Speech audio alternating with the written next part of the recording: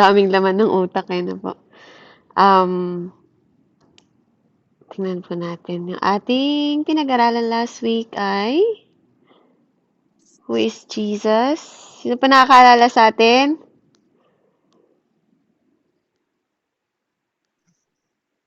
I am the true vine. Diba? He is the true vine. Knowing Jesus.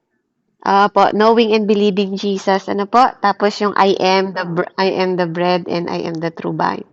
So, glory to God po. At ngayon naman, pag-aaralan natin who is Jesus. Na po, kailangan kilala natin si Jesus. Na po, kasi kailangan nakikita po sa atin, ano po, na hindi lang mo siya kilala, kinikilala mo siya. Na po, na napakahalaga na we believe and we know Jesus. Amen. Ngayon pong linggo na to, pag-aaralan natin, week 7 na po, 7 araw, the completion in prophetic, no? The completion po is Jesus is the light of the Lord, ay the world. The light of the world. Amen. So salamat sa light na 'yon, ano? Siya po pala yung light ng world. No, kung hindi sa kanya wala tayong mga ilaw. Amen. So makikita po natin dito, hallelujah, may mga bagay po, no, po sa buhay natin na hindi natin gusto. Lalo na po kung tayo po ay nasa darkness, no po? Kaya nga kailangan po natin kailangan nating ma-resonate yung ating mga sarili sa buhay po ng Panginoon. No? Kaya may mga bagay na siguro madilim sa inyo right now, 'di ba po? Yung mga bagay na ayaw natin kapag madilim. Ano ba yung mga ayaw nyo kapag madilim? 'Di ba pag madilim you cannot see, hindi ka makakita. 'Di ba? Pag madilim, ano po, nakakaramdam ka ng ng feeling mo, yung vulnerable na feeling, 'di ba? Nalulus mo yung sense of control mo kasi syempre hindi ka sigurado sa nilalakaran mo, hindi ka sigurado, 'di ba? Yung mga nangyayari sa paligid mo, sino pong may gusto ng kadiliman ng paligid niya, 'di ba?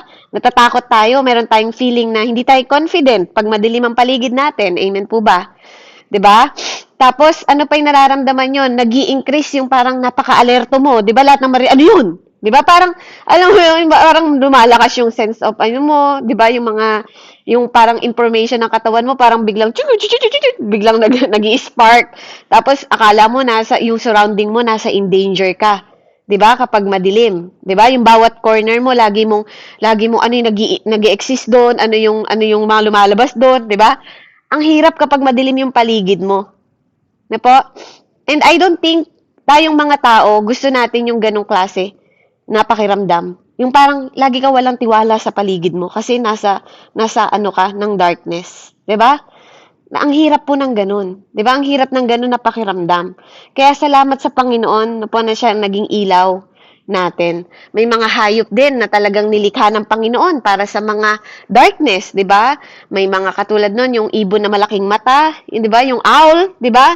Yung cat, yan malalakas yung kanilang mga mata sa dilim. May mga tinatawag na animals na nocturnal, tinatawag sila, no? They are different because they are nocturnal animals na nakakakita sila sa kadiliman. Malalakas yung kanilang mga mata sa dilim, no? Katulad ng owl nga po, kwago, katulad po ng mga wolf. Yan, malalakas po ang ano yan, tsaka leopards na mga parang leon po na tsaka yung mga cats. No, malalakas. Alam niyo po kung bakit? Kasi yung mga pupil nila, naka-disenyo sila para sa darkness. No po? Kaya, yun yung mga, hindi sila masyadong marami. Hindi katulad ng hindi maraming animals, yung mga ganong klaseng animals. Pero, nilikha po sila ng Panginoon. Amen? Yung vision nila sa mga pathway, no po, malakas yung progress. Hindi katulad natin na kapag dark, madilim, hindi po natin makita. 'Di ba? Di ba kayo nagtataka, 'di ba po, na they can see in the darkness and we can't. 'Di ba? May mga hayop na bakit sila nakakakita sa darkness, bakit tayo hindi? 'Di ba? Yung mga hayop na 'yon. No po? Kaya masusurprise po tayo sa ating pag-aaralan na yung different natin sa mga nocturnal animals. No po? But yet, we share the same needs for light. Kailangan din nila ng liwanag. Kahit malakas yung paningin nila, kahit malakas po yung paningin nila sa darkness, kailangan nila ng liwanag. 'Di ba? Kaya ikaw din, ganun, ano po, the reason, alam niyo kung bakit, they can capture more light in low light environments. At saka yung pupil po nila can dilate more than humans. At sinabi din po sa siyensa na i-allow natin yung more light to enter their eyes so they can see. Na po. So sila, mga animals sila, ganun po ang disenyo nila. Tayo naman, let's allow ourselves na po, na makita natin yung liwanag na pwedeng makita ng mga mata natin. Kasi tayo pong mga tao, without light, we're blind. Na po, kung walang ilaw, tayong lahat bulag. Na po, hindi natin makikita yung mga bagay na obstacle sa buhay natin, na po, yung mga obstruction, 'di ba, sa mga daan natin, na po, literally speaking po, hindi tayo pwedeng mabuhay sa kadiliman. Na po, and figuratively speaking naman, tayong lahat po nabubuhay dati sa kadiliman. Amen? Lahat tayo galing sa kadiliman. Sabi nga walang matuwid, wala kahit isa. 'Di ba? Kaya karamihan po sa atin, we share the same feelings. 'Di ba? May mga season po tayo ng darkness sa buhay natin. Sino po yung walang season ng darkness dito? 'Di ba? Na may mga panahon na hindi natin makita yung picture, 'di ba po? Ng next step natin kung saan yung best step na hahakbangan natin dahil nabubuhay tayo. Dahil ang dilim ng paligid natin, hindi tayo makapag-desisyon ng tama. Na po? Nawawalan tayo ng control. 'Di ba? Katulad ng sinabi ko kanina, kapag nasa darkness tayo, nawawalan tayo ng sense of control kung anong nangyari sa paligid natin. We feel vulnerable, no? Nagiging frustrated tayo. Na po, at saka nag-i-increase yung alert natin na feeling natin lahat ng nasa paligid natin ay nasa panganib tayo. 'Di ba? At alam ko po, bawat isa sa atin ngayon, ikaw at ako, na po, alam ng Panginoon yung bawat sitwasyon nyo at wala kayong matatago sa Kanya. Na po, alam niya kung anong ginagawa ninyo, alam niya kung saan kayo nagiging busy, alam niya yung totoong dahilan kung bakit nawawalan kayo ng oras sa Kanya. Na po, alam niya kung nag-i-struggle kayo sa next step, yung mga personal decision ninyo, yung mga maling decision ninyo, alam niya yung business ninyo, alam niya yung key ng relationship ninyo for your marriage or sa friendship ninyo o sa pamilya. Na po? At alam niya po na lahat tayo sometimes, no, siya po niloloob niya that we are in the middle of the darkness. Yung iba po, nasa middle of darkness right now. Sila Ate Rose po, no, nakikita niyo, 'di ba, yung mga bomba sa kanila ngayon. That is sometimes you can determine, nasasabi mo na yun yung darkness eh. Ang hirap, 'di ba? Hindi siya makatulog, hindi sila makatulog kasi every time may siren. Every time, 'di ba, gumigising sila bomba. 'Di ba po? Ang alarm nila nagiging bomba. Hindi madali 'yon, mga kapatid. 'Di ba? Tapos tayo mga nasa Pilipinas, nagrereklamo tayo, trabaho tayo ng trabaho, ganito. Sila nga nagtatrabaho, tapos hindi nila alam kung buhay pa sila bukas. Yung ibang tao dyan sa Pilipinas, naka-alarm kayo, pero sila, ang alarm nila, bomba tuwing umaga. Wala pang umaga, maaga pa lang, wing! 'Di ba? Nakita niyo po, sabay-sabay, sa Israel, bumabagsak yung bomba. That is the darkness ng lugar na yun ngayon. Kamusta ka, kapatid? Naiisip mo ba sila? Ikaw nga ang darkness mo lang, pamilya mo, reklamo ka pa na reklamo. Naiisip mo ba kung gaano ka ka-grateful? 'Di ba, sa mga oras na to? Na po, yun po yung katotohanan. Most of us have lived in the darkness at some point. Ikaw may darkness ka, sila may darkness sila, ako may darkness ako. 'Di ba? Bawat isa sa atin, that is the truth. Pero alam nyo kung anong good news? We don't have to live in darkness. Na po? Light and darkness as metaphor. Na po? Sa Bible, frequently it uses the imaginary of light and darkness to symbolize the stark contrast between good and evil. Na po? Nagsisimbolize ito ng good and evil, yung darkness and light. Na po? At minsan po, ito yung wholesomeness and destruction. Yung light nagre-represent po ng God presence, truth and purity. Na po? Kaya sinabi niya na siyang liwanag ng mundo. no? Bilang Diyos, siya yung presence ng Diyos, yung katotohanan niya, at yung purity, pagiging puro.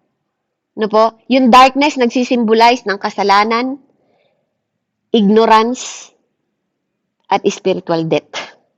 No po? Darkness symbolize sin, ignorance, and spiritual death.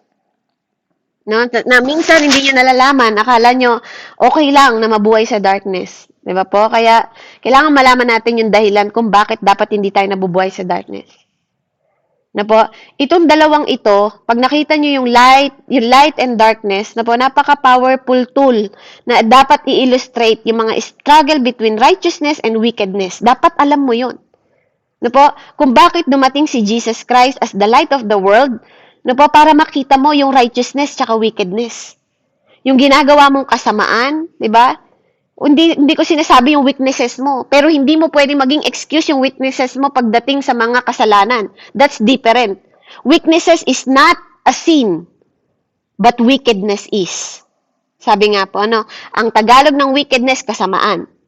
Ang Tagalog ng weaknesses, kahinaan. Diba? Yes, may kahinaan tayo. Regalo ng Diyos na magkaroon tayo ng kahinaan. Pero kapatid, wag mong gawing excuse yan. Huwag mong gawing excuse yan para hindi ka makasunod sa purpose ng Lord. Kasi kawawa ka naman kung di mo nakikita yung liwanag, no po? Yung transformative power of God light over spiritual darkness. So God responds to darkness is light. Amen? Kaya nga nakita natin sa Genesis, when the world was formless, empty, sabi niya, and dark, God responded with light. Diba? Nag-respond si Lord ng ilaw. Naging ilaw po siya. Nakita niyo din sa Genesis 1, from the beginning, di ba po, God created heaven and earth. Now the earth was formless and empty. Sabi niya, darkness was over the surface of the deep and the Spirit of the God was hovering over the water. And God said, let there be light. And there was light. Di ba? God saw the light was good and He separated light from the darkness. God called light day, and darkness He called night. And there was evening, and there was morning at the first day. Amen? That time, hindi nyo po, yung paglilikha ng Panginoon, hindi mo nakita ang oras. Walang oras noon si Lord. No po, hindi nyo pwedeng sabihin na isang araw niya lang ginawa to. No po, hindi. Kasi si God, gumagawa siya not by your time. Ikaw lang at ako ang nakatalaga at nakaform sa mundong ito, pinapaunawa ng Panginoon sa atin na kumikilos by time, but hindi si God. Because He created time. Siya ang lumikha ng oras, hindi tayo. Kaya tayo lang ang may oras, tayo lang ang may limitasyon, at dapat alam mo yun, kapatid. Kasi your days is numbered. Your life is numbered. Ikaw lang ang may oras. Kaya kung busy ka, Kuya Ate Aubrey, sa mga bagay na hindi naman mahalaga, di ba? Kung busy ka, Ate Joy, sa mga bagay na wala ka naman talagang purpose. Kung busy ka, Ate Rose, sa mga bagay na namamatay yung oras mo. Mga kapatid, mag-isip po tayo. We're just numbered. Pwedeng bukas, wala ka na. Pwedeng mamaya, pagtulog mo, hindi mo alam. Desisyon mong matulog kung anong oras mong gustong matulog right now, pero hindi mo desisyong magising bukas. Desisyon niya yon. At hawak ng Diyos ang bawat oras natin. Kung kailan ka makakakita ng liwanag sa umaga, at kailan hindi mo na makikita ang umaga. Kaya mag-isip po tayong mabuti on how we respond to the Lord habang nakikita mo pa ang liwanag. Because you are operated by time. Diba nga? Pag binasa niyo Ecclesiastes, there's a time. Diba? Ng kapanganakan, and there's a time ng kamatayan. Ikaw at ako lang ang nabubuhay ng ganon, 'di ba? May panahon, sabi niya ganon, ng pag-ani, may panahon ng may panahon ng pagtatanim, may panahon ng pag-ani. Yung Ecclesiastes 3 na 'yon, kapatid. Na po, may panahon ng kalungkutan, may panahon ng kasiyahan, may panahon ng kapayapaan, may panahon ng kaguluhan. Yung Ecclesiastes 3 na 'yon, para yun sa iyo at para sa akin.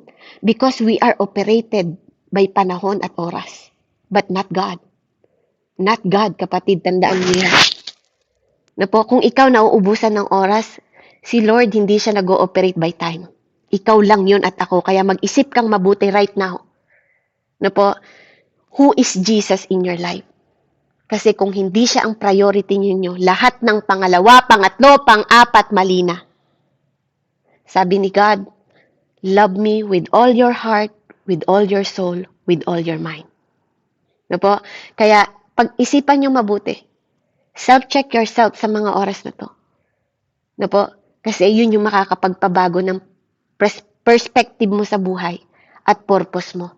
Mas masarap mong lumakad ng may purpose sa mundong ito at alam mo ang dahilan kung bakit. Kesa lumalakad ka na nangangapa ka sa kadiliman at hindi mo alam ang mangyayari sa'yo para bukas. Kasi hindi mo alam kung sino siya sa buhay mo. 'Di ba? At ano yung bagay na binigay niya sa'yo para ma-overcome mo ang darkness na to sa mundo. Dahil sa mundong ito, pagulo ng pagulo. Kahit anong gawin mo kapatid, hindi mo mapipigilan ang kaguluhan ng mundong ito. Kaya maging matalino ka. Be wise. 'Di ba? Be wise, sabi ng Lord. No po? Kasi nga, katulad ng pinag-aralan natin kagabi, mabuti at masama sa nangyayari sa mundong ito, kadamay ka. Kahit pa sabihin mong anak ka ng Diyos, kadamay ka pa rin. Mararanasan mo pa rin ang lindol, ang bagyo, ang gera. Pero ang tanong kapatid, saan ka ba kasi lumalakad? Amen? No po? Ang proteksyon ng Diyos sa atin, no po, even from the beginning sa Exodus po. No? When God wanted to protect His people during the plague, God responded with light. Sa Exodus 10, sinabi niya po kay Moises, no po, 21:23, then the Lord said to Moises, stretch out your hand toward the sky. Diba? Sino inutusan niya? Tao. No po? Kasi ikaw at ako gagamitin ng Diyos. Stretch out your hand toward the sky so that the darkness spread over Egypt. Darkness that can be felt. No po? Kadiliman na mararamdaman nila. So Moses stretched out his hand toward the sky, and total darkness covered all Egypt for 3 days. 3 araw, mga kapatid. No one could see anyone else or move about for 3 days. Yet all the Israelites had light in the place where they live. Kaya ang ganda-ganda po pag nag-aaral tayo at nagbabasa tayo. No po, kasi nalalaman natin yung mga kwento na to, kung gaano naging amazing God si Lord na kumikilos siya sa buhay ng bawat isa. God addresses darkness by introducing light rather than directly rebuking the darkness. 'Di ba? Inuna niya yung darkness bago niya inintroduce yung light. Para makita mo at malaman mo yung pakiramdam paanong mabuhay ng walang Diyos sa buhay. Paanong mabuhay ng puro kadiliman yung nasa paligid mo? Paano ang pakiramdam, kapatid, kapag walang ilaw yung buhay mo? Amen? Kaya nga sabi ni Lord sa Romans 12:21, do not overcome by evil, but overcome evil with good. Kasi dinescribe yung kadiliman by evil eh. 'Di ba kapatid? Kahit saan ka magpuntang lugar, kahit saan ka magpuntang pamilya, kahit saan ka magpuntang kaibigan o kapatiran, everywhere has good and bad. Lahat ng pupuntahan mo may evil. No, hindi mo pwedeng sabihin dito sa Amerika puro mabubuti tao, no. Diba, lahat dito magkakahalo, mabuti at masama magkakahalo. Sa Pilipinas, mabuti at masama magkakahalo. At kahit saan ka pumuntang dako ng lugar, kapatid, kahit pamilya mo pa yan, kadugo mo pa yan, o kahit ano pa yan, there's evil and good. Pero ang tanong, paano mo ma-overcome yun? Diba? Since the beginning of time, darkness has attempted to be dominant, but the light remained undefeated. Diba? From the beginning, andun ay darkness, pero hindi kahit kailan natalo ng darkness ang liwanag. Yan po ang tatandaan ninyo. Amen? Sa scripture, dinefine po ang quality of light and darkness. Amen? Pahanap nga po sa Tagalog. Sa Ephesians 5:8-11, sinabi doon, for you were once darkness, but now you are in the light of the Lord. Live as a child of light. For the fruit of the light consists in all goodness, righteousness, and truth. Verse 10, and find out what pleases the Lord. 11, have nothing to do with the fruitless deeds of darkness, but rather expose them. Amen? Pabasa nga po, Efeso 5:8-11. Amen. Sabi po rito, Dati nasa kadiliman kayo, ngunit ngayon nasa liwanag. Sapagkat kayo sa Panginoon, mamuhay kayo gaya ng nararapat sa mga taong naliwanagan. Sapagkat ang ibinubunga ng pamumuhay sa liwanag ay pawang mabuti, matuwid, at totoo. 10. Pag-aralan ninyo kung ano ang kalugod-lugod sa Panginoon. And verse 11, huwag kayong makikisama sa mga taong gumagawa ng mga bagay na walang ibinubungang kabutihan, mga bagay na dulot ng kadiliman. Sa halip ay ilantad ninyo sila at ang kanilang mga gawa. Purihin ang Panginoon. Amen. Di ba? Hindi masama na pagsabihan natin yung mga gumagawa ng masama. Ang gusto ng Panginoon sa atin, di ba? Hindi po, no, God doesn't remove darkness in our life. Hindi niya tatanggalin ang darkness, di ba? Sa buhay natin. Kasi yan po ang nag-call out sa atin, di ba? Yan tayo natuto, di ba? Tingnan nyo, may gabi, may araw. Di ba? Hindi mawawala yon. May mga pagsubok, hindi po mawawala. Amen? But He called us out the darkness into light of the Lord. Tinawag niya na tayo sa liwanag. Amen? Kaya mabuhay po tayo sa liwanag. 'Di ba? What does it means to be called out the darkness? 'Di ba? Ano bang ibig sabihin pag sinabing tayo ay tinawag po ng Diyos, 'di ba? From kadiliman, 'di ba? From to kaliwanagan. No po? Sometimes we miss the mark. No po? Yung mark ng sin, ng ignorance at saka ng spiritual death. Because we living in destructive lives at saka nagiging unfruitful po tayo.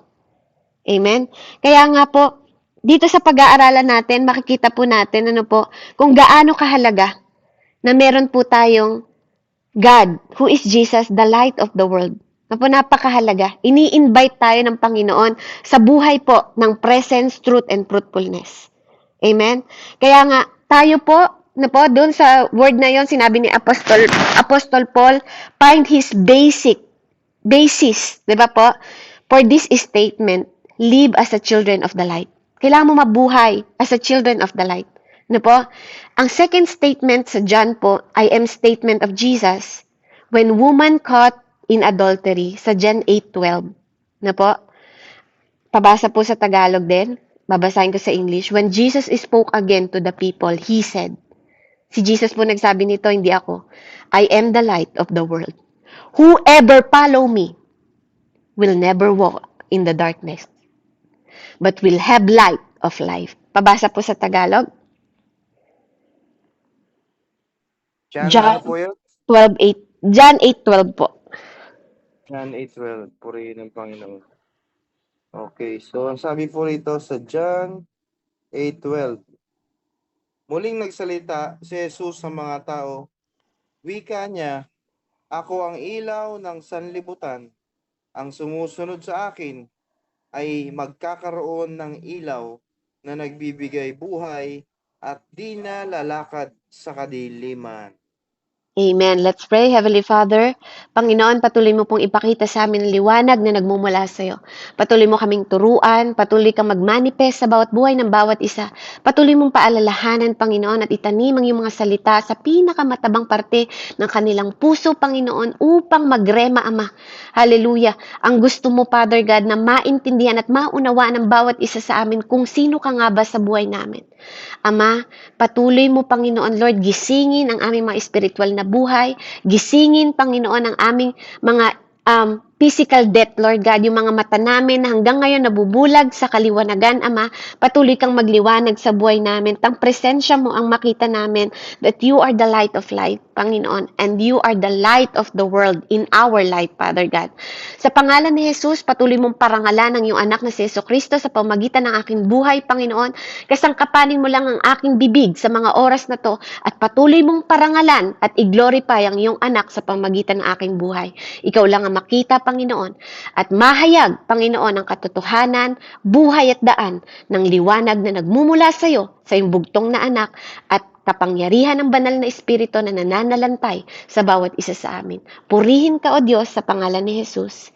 Amen and amen. So, dito po, ma-examine natin yung ating sarili na po sa promises. Anong sabi ng Diyos? If you follow me, you'll never walk in the darkness, but you will have the light of light. Ito yung promises ni Lord. No? Kapag sumunod ka sa Kanya, no po, makikita mo yung totoong halaga ng buhay at purpose. At matututo kang lumakad sa liwanag. Na the Feast of Tabernacle, na po, itong September or October na po, ng naka-involve po sa lighting po ng large lamp in the temple. Symbolize po ito ng God's presence and guidance. During this season, no po, God heals, 'di ba? Yung pong blind na pinanganak. Na po sa makikita natin. And ito po ay ni-repeat niya, and he said in John 8. 'Di ba po? Yung the man born blind sa John 9, 1 hanggang 6, na po na makikita natin, tinanong nila doon, na po, tingnan nyo na lang yung about sa kwento na yon, na tinanong niya doon, 'di ba? Sinabi po nila doon, Rabbi, who seen this man? Or sabi niya, 'di ba? Habang naglalakad po sila, nakakita sila ng bulag. Tinanong nila kung sino nagkasala. Panginoon, sino nagkasala? 'Di ba? Yung bang mga magulang niya o siya? 'Di ba? Ang sabi ni Lord, this happened so that the work of God might be displayed in him. As long it is day, we must be work of him who sent me. Night is coming when no one can work. 'Di ba? Ganun tayo eh. Hangga't may liwanag, magtrabaho daw tayo. Sabi ng Panginoon, lumakad tayo hangga't may liwanag. Kasi darating ang panahon, kapatid, katulad ng sabi ko, we are limited. Our time is limited. We are numbered. Na po? Kaya turuan niyo yung bawat sarili ninyo na lumakad na kapaki-pakinabang at bawat araw nyo, laging huling araw sa inyo para magawa natin yung mga bagay na pinapagawa ng Panginoon sa atin. Kasi kapag dumating na yung kadiliman, you cannot work. Hindi mo na magagawa yung purpose na pinapagawa sa'yo ng Lord. Kaya nga sabi niya sa verse 5, while I am in the world, I am the light of the world. After saying this, sabi niya, he spit on the ground, made some mud with the saliva, and put on the man's eye. Subukan yung gawin to ngayon, sasabihin ng mga tao sa inyo, baliw kayo. Siraulo kayo, nagpapagaling kayo, di ba? Ganun ang sinasabi nila ngayon, wala nang deliverance, wala nang pagpapagaling, di ba? Pero sabi ni Lord, mas higit kayong makakagawa. Kailangan ko mamatay, mas higit kayong makakagawa ng mga bagay. Di ba? Mas higit. Si Jesus mismo ang nagsabi noon, mas mahigit. Inuutusan niya kayo magpagaling. Di ba? Hindi naman niya sinabi na, di ba? Hindi niya sinabi nung panahon na sinabi niya, magpagaling kayo. Inutusan tayo ng Lord. Di ba? Hindi lang basta manalangin. Pagalingin yung may sakit. Utos yun eh. It's a command. Diba? Pero sa dami ng naririnig natin ng mga doktrina, sa dami na naririnig natin ng mga mensahe, kapatid, magbasa ka din naman. Diba? Para mas alam mo yung totoo, para mas makita mo yung kaliwanagan na ang katotohanan, binigyan ka ng kapangyarihan ng Diyos, amen, para magpagaling. Diba? Para mag-save ng soul. Diba? Hindi mo lang siya pinapanalangin para magkaroon siya ng healing ng katawan niya na gumaling, para din magkaroon siya ng healing ng spirit niya. Kasi we are born from above na ngayon. Tama? Kailangan buksan yung mga mata ng mga tao na hindi nakakakilala sa Panginoon. Yung mayroong spiritual blind. 'Di ba? Yung mga physical blindness, 'di ba? Tapos yung mga spiritual blindness ng mga tao. Pag sinabing spiritual blind, 'di ba? We have no vision. 'Di ba? For the overall purpose of our life, career natin, navigate the cherished meaningful relationship. Kailangan mong alam yung routine, yung daan na parang Google, 'di ba? Dinadirect ka, navigation. 'Di ba? Dinadirect ka sa daan na makita mo yung vision na kailangan mong i-thrive. 'Di ba? Sabi nga sa Proverbs 29:18, 'di ba po? Where there is no vision, no revelation of God in this world. The people are unrestrained but happy and blessed is who keep the law of God.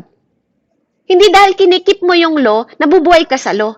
Pag kinikip mo ang law at alam mo yon, mayroon kang liwanag na alam mo na hindi mo gagawin yung wickedness o fullness dito sa mundong ito dahil may batayan ka, dahil alam mo. Diba? Kaya we need vision para magkaroon tayo ng revelation ng Lord. Diba? Sabi ng iba, wala nang revelation ng Panginoon. Kapatid, bakit natin naintindihan yung salita ng Diyos kung di nagre-reveal ang Diyos sa atin? Diba? Common sense naman. Hindi yung bawat sinabi na lang ng mga tao, kailangan yun ang paniwalaan mo. Magkaroon ka rin ng spiritual wisdom. Diba? There is revelation and there's still revelation. Unless hindi mo dadagdagan mo yung Bible, diba? Pero magkaroon ka ng common sense. God reveal in you. Nagre-reveal siya sa buhay mo. Nagre-reveal siya sa sitwasyon, circumstances ng buhay mo. Amen? Nagre-reveal siya by word. Hindi ko magagawa yung mensahe na to kung di nagre-reveal ang Panginoon sa akin. At hindi nyo to maiintindihan because my sheep hear my voice. That is the word of the Lord. So vision requires light. Kailangan mo magkaroon ng liwanag. Kailangan mo matanggap si Jesus Christ enable for you para maunawaan mo what did Jesus mean. I am the light of the world. Diba? Para maintindihan mo kung ano yung gusto sabihin ng Panginoon. Ang first point po natin, the light you've been waiting for is Jesus. Si Jesus yun. Pahanap po sa Isaiah 9:2, the people walking in darkness have seen a great light. On those living on the land of deep darkness, a light has dawned. Isaiah 9:2 po. Ito yung light na inaantay natin matagal na. Amen. So, ang sabi po sa Isaiah chapter 9, verse 2, nakatanaw ng isang malaking liwanag ang bayang malaon ng nasa kadiliman, na manaag na ang liwanag sa mga taong namumuhay sa lupaing balot ng dilim. Praise Amen. God. Di ba po? He is the source of the goodness your heart has been yearning for. Na matagal mo nang hinahanap. Ang tagal mong hinahanap ng kapayapaan, ang tagal mong hinahanap paliwanag, kasi nabubuhay tayo, we're living in the darkness. Diba? The light you've been waiting for is Jesus. Gusto mo ng liwanag? Gusto mo ng malinaw na desisyon? Gusto mo ng malinaw na buhay? Gusto mo ng liwanag sa mundong ito? No, Jesus. Para alam mo yung purpose mo. Para alam mo yung dahilan kung bakit. Sino yung great light na dapat mong sinusunod. Amen? Kaya nga ang tawag sa nanay, 'di ba, ilaw ng tahanan. Bakit? Siya yung blessing ng Lord eh. Siya yung magtuturo sa'yo habang lumalaki ka. 'Di ba? Ginamit instrumento ng Panginoon yung mga magulang natin maging ilaw natin. Yung mata mo, ginawa niya ring ilaw of your soul. Sabi niya para makita mo yung tama at mali. 'Di ba? Para ma-determine mo yung bagay na hindi tama at hindi mabuti. 'Di ba? Overcome the evil by good, sabi niya. 'Di ba? Kaya ka binigyan ng vision ng Panginoon na makita mo yung mga bagay sa mundong ito na hindi mo dapat ginagawa. Kaya nga, kung ginagawa mo pa yung mga bagay kahit binuksan na yung mata mo, 'di ba? Nananadya ka. Amen? Nakita mo na yung purpose mo pero nililihisan mo pa rin, nananadya ka. Kaya nga tingnan mo, sabi nga ng Panginoon, ang akala ng tao, yung buhay na nilalakad niya, buhay, kundi kamatay ng dulo nun. Diba? Sa bawat pagdidesisyon mo na hindi mo binibigyan ng ilaw, maging lampara mo, yung word ng Lord. Lahat ng mga decision mo nung nangyari, failure. Diba? Saan ka bumabagsak lagi? Sinasaktan ka ng ibang tao kasi akala mo yun yung tama. Diba? Kaya, the light you've been waiting for is Jesus. Number 2 points po natin, the light that illuminate your path. Diba? Yung ilaw na magbibigay, diba po, nang magbibigay ng liwanag sa dadaanan mo, He guide with truth, values, and principle found in His Word. Saan daw po natin makikita? Sa Word niya. Ano sabi ng scripture na tinuro ni Jesus in the Word? Psalm 119:105 po. Your Word is the lamp for my feet, a light on my path. Kaya kung hindi mo ano ang tamang daan, sabi niya, di ba, I'm the truth, the way, and the light. Na po, ito po yung sabi niya, pahanap mo, Psalm 119:105 po. Your word is the lamp for my feet, a light on my path. Amen. So, sabi po dito sa Psalms 115. Ayan.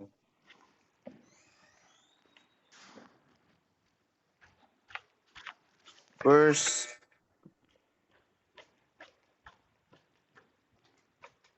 105 po. 105. Psalm 115, verse 105.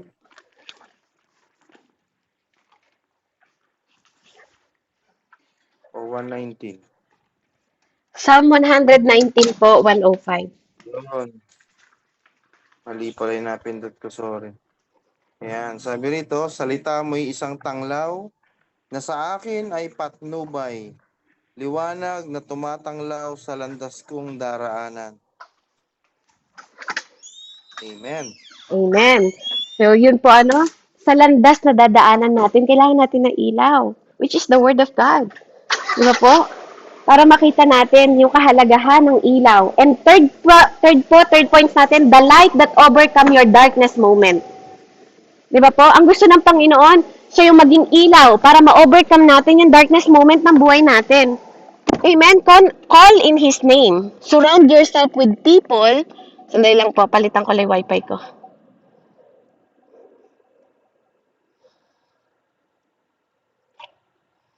Amen. So, naririnig niyo po ako, Pastor?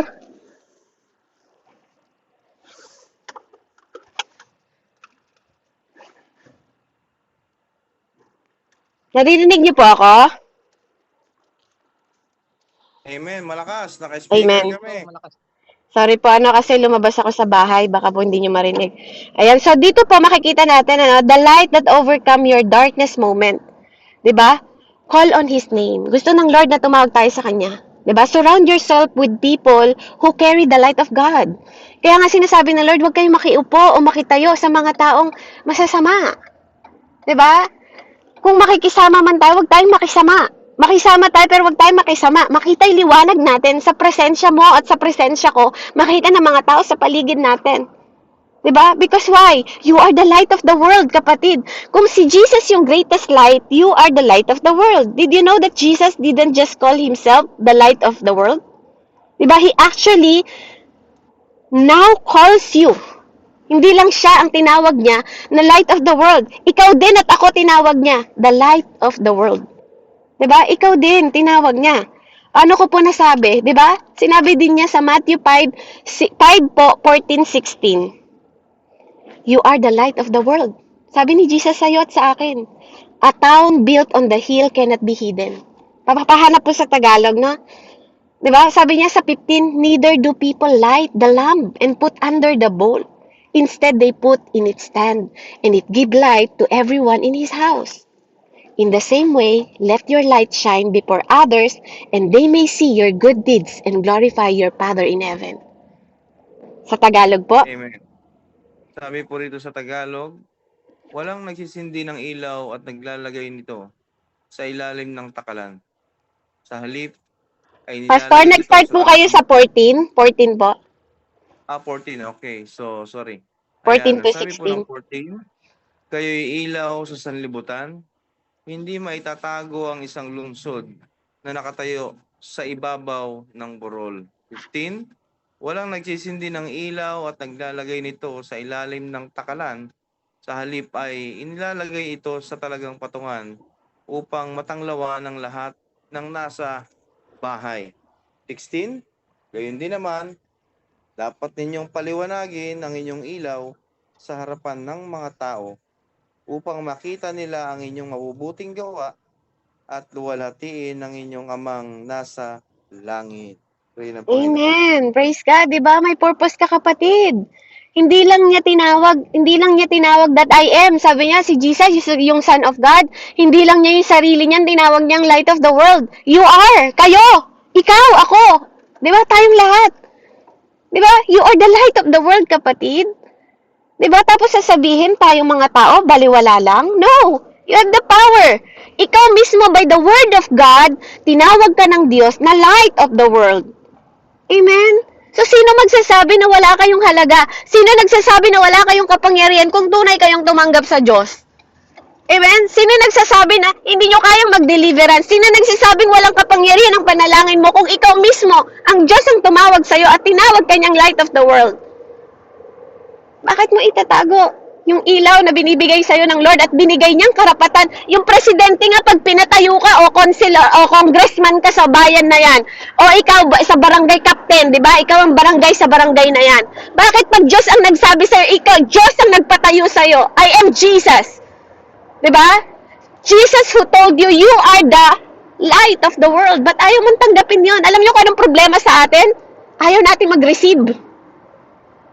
Ayaw nating mag-receive na tayo mismo inuutosan ng Panginoon na maging ilaw at asin ng mundong ito. Takot na takot tayong tanggapin ang katotohanan. Mismong Diyos at sa bibig niya at sa salita niya na authority at divine authority ng mundong ito na nagsasabi sa iyo at sa akin, you are the light of the world, anak. Kaya gusto kong ipakita mo sa buong mundong ito, sa lahat ng tao, na tinawag kita. At yung liwanag mo, gusto kong makita ng buong mundong ito na yung presensya ko nasa iyo dahil sa mabubuting gawa na nakikita nila para parangalan ang Ama ko sa langit. Hindi po ba? You are the light. Diba? You are the light. Diba? Someone else has been waiting for you. May mga taong naghihintay sa'yo para magliwanag yung buhay nila. You can be used by God to help illuminate someone path. Pwede kang gamitin ng Diyos na makita nila yung liwanag sa'yo para masabi mo sa kanila na, Lindon, may pag-asa pa. Halika, sama ka sa gawain. Lindon, di ba? Selina, may pag-asa pa. Pwede kang gamitin ng Diyos na maging ilaw ng mundong ito. Liwanag ng bahay mo, liwanag ng kaibigan mo, liwanag ng pamilya mo, liwanag ng kapatiran. You can let your light shine and overcome the darkness moment ng ibang buhay ng tao, Nina. Ng ibang buhay ng tao, Jane. Ng ibang buhay ng kabataan. Ng anak mo, ng asawa mo, ng kaibigan mo. Magsimula ka sa tahanan mo, wag mo itago yung ilaw mo, ilabas mo sa lamesa para makita nila ilaw yung presensya ng Diyos sa buhay mo. Someone else is waiting for your light. Sa katrabaho mo, Therese. Sa nanay mo. Amen? Let your light shine. Amen? As God give you the authority, as God give you the power to shine in this world, to glorify Him. Diba po? Gamitin natin ilaw natin. That's who Jesus in our life. Because God give you, share the light to you. Hindi ka lang naging light, naging salt ka pa. Amen? Kaya nga sabi sa John 1:4, ano sabi po? In Him was life. And that light was the light of men. Amen? Sa Tagalog po, anong sabi ng Panginoon? Nasa Kanya ang buhay. At ang buhay na siyang ilaw ng sangkatauhan. Ng sangkatauhan, kapatid. Ikaw yon at ako. Verse 5, nagliliwanag sa kadiliman ng ilaw at hindi ito nagapi kailanman ng kadiliman. Kahit kailan. God never be defeated. Huwag nyo namang sabihin na mas malakas pa ang kapangyarihan ng demonyo sa buhay ninyo kaysa kapangyarihan ng Diyos sa buhay ninyo. Huwag nyo naman i-magnify na mas makapangyarihan pa yung gawa ng demonyo kaysa sa binibigay na karapatan sa atin ng Diyos na maging liwanag. At huwag nyong sasabihin na ang kadiliman natalo ang kaliwanagan dahil ang kaliwanagan ang totoong tumalo sa kadiliman. We are victorious. Kaya lumakad daw tayo ng victorious. That is who Jesus in your life. He is the light of the world and you are the light of the world too. Kung tunay kang tumanggap, makita nawa po sa bawat isa sa atin ang liwanag na sinare ng Diyos. At makita ang presensya niya sa buhay mo at magamit ka para sa ibang tao, para sa ibang kaluluwa, na makita din nila yung dating nasa dilim tayo at hinango tayo ng Diyos sa liwanag. Amen po. Purihin ng Diyos and to God be the glory. Let's pray. Heavenly Father, we praise you. We thank you, Father God, for you are the light of this world, Ama. Na ikaw po ang nagpakita, Panginoon, na ikaw ang Diyos na nagbibigay ng kaliwanagan sa bawat isa sa amin. You are the greatest light, Father God, na pinupuri namin, pinasasalamatan namin, Panginoon, at sinasamba namin. Salamat na naging kabahagi kami ng ilaw mo para magbigay ng glorification sa Diyos Ama, sa Diyos Anak, at Diyos Espiritu Santo. Salamat sa karapatan, Panginoon, at authority na ikaw po, O Diyos, ang nagkaloob sa bawat isa sa amin at hindi ang tao ang pumili sa amin. You chose us, Panginoon, and alam namin, Panginoon, na ikaw din ang mag-i-equip sa amin at nag-appoint sa amin para magbigay, Panginoon, at maranasan ng bawat isa yung liwanag, Panginoon, na naranasan namin noong kami ay sumunod at nabuksan ang aming mga bulag na mata sa vision, Panginoon, at mission at purpose na binigay, na itilagay mo sa aming mga kamay, Panginoon, para sa kalwalhatian ng iyong pangalan. Salamat po, Diyos, sa pangalan ni Jesus. Tinataas ko po ang lahat ng kalwalhatian, karangalan, patnubay, Panginoon, sa iisang Diyos na buhay na aming sinasamba sa Espiritu at katotohanan. Purihin ka, O Diyos, sa pangalan ni Jesus. Amen and amen. Glory to God po and God bless po sa bawat isa. Amen. Glory to God po.